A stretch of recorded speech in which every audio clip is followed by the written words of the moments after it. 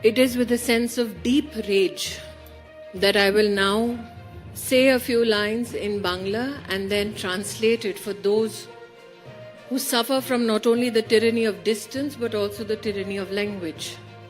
From Sandesh Khali, women from SC, ST, fishermen and farming communities, while speaking to the media, Amethi Lok Sabha seat पर एक बार फिर से राहुल गांधी और स्मृति ईरानी के बीच एक रोमांचक मुकाबला होने की आशंका है।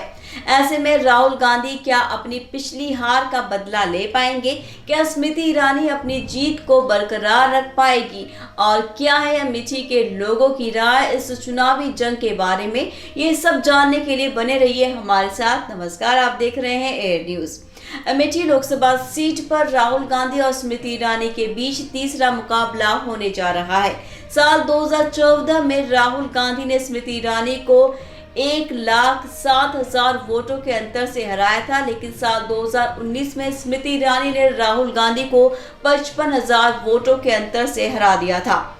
इससे पहले अमेठी से राहुल गांधी के पिता राजीव गांधी और मां सोनिया गांधी ने भी चुनाव लड़ा था। वैसे अमेठी को कांग्रेस का गढ़ माना जाता है, लेकिन साल 2019 में स्मृति ईरानी ने इस गढ़ को तोड़ दिया था। स्मृति ईरानी ने अपनी जीत के बाद से अमेठी के लिए काम करना जारी रखा है। उन्होंने अमेठी में एक घर भी खरीदा है, जिसका गृह प्रवेश समारोह भी हुआ है। उन्होंने अमेठी के लोगों को कई योजनाओं का लाभ दिलाया है, जैसे कि प्रधानमंत्री आवास योजना, प्रधानमंत्री किसान सम्मान निधि, प्रधानमंत्री उज्ज्वला योजना आदि। उन्होंने अमेठी में कई विकास कार्यों की शुरुआत भी की है, जैसे कि रेलवे स्टेशन का निर्माण, शिक्षा केंद्र का उद्घाटन, स्वास्थ्य केंद्र का नवीनीकरण आदि। दूसरी तरफ राहुल गांधी ने अपनी हार के बाद से अमेठी को नजरअंदाज कर दिया है। उन्होंने अमेठी के लोगों की समस्याओं को हल करने के लिए कोई प्रयास नहीं किया है और न ही वहां के लोगों से संपर्क रखा। उन्होंने अपने चुनावी प्रचार में भी अमेठी का नाम नहीं लिया, बल्कि वो देश की अन्य राजनीतिक पार्टियों पर हमला करने में व्यस्त रहे। अमेठी के लोगों का कहना है कि उन्हें स्मृति ईरानी के नेतृत्व शैली पसंद है, क्योंकि वो उनके बीच रहती है, उनकी बात सुनती है और उनके लिए काम करती है। वो कहते हैं कि राहुल गांधी ने उन्हें सिर्फ अपना वोट बैंक माना है और उन्हें कभी भी सम्मान नहीं दिया है। वो कहते हैं कि राहुल गांधी का अमेठी से कोई रिश्ता नहीं है और वो अमेठी को अपना घर नहीं मानते। इस प्रकार अमेठी में चुनावी माहौल बहुत गर्म है और दोनों ही पक्षों के बीच एक कड़ी टक्कर है। अमेठी में चुनावी रणनीतियों में भी कई बदलाव हुए हैं। कांग्रेस ने अपने पूर्व राष्ट्रीय अध्यक्ष राहुल गांधी को फिर से अमेठी से उम्मीदवार बनाया है, जिससे उन्हें अपनी इज्जत बचाने का मौका मिले। कांग्रेस ने अमेठी में अपने नेताओं और कार्यकर्ताओं को जुटाया है और जनता को अपने विकास के कार्यों और वादों को याद दिलाने की कोशिश कर रही है।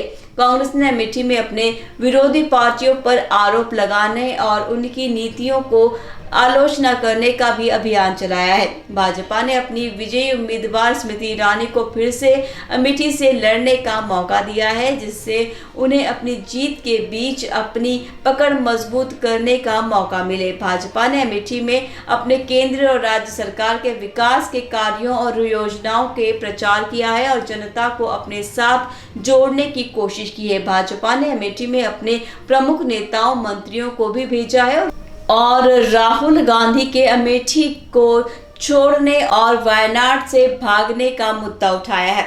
ऐसे में अमेठी का चुनाव परिणाम बहुत ही मायने रखता है, क्योंकि यहां से निकलने वाली जीत का हार का प्रभाव पूरे देश की राजनीति पर पड़ेगा। अमेठी का चुनाव न केवल दो उम्मीदवारों के बीच का मुकाबला है, बल्कि दो विचारधाराओं के बीच का संघर्ष है। अमेठी का चुनाव ये तय करेगा कि कौन सी पार्टी अमेठी के लोगों का समर्थन ले सकती है और कौन सी पार्टी अमेठी के लिए विकास का रास्ता खोल सकती है। इसीलिए अमेठी का चुनाव बहुत ही रोचक और महत्वपूर्ण है और हम आपको इसकी हर खबर देते रहेंगे। आप भी अपनी राय हमें बताएं और हमारे साथ जुड़े रहें। नमस्कार, आप देख रहे थे एयर न्यूज़।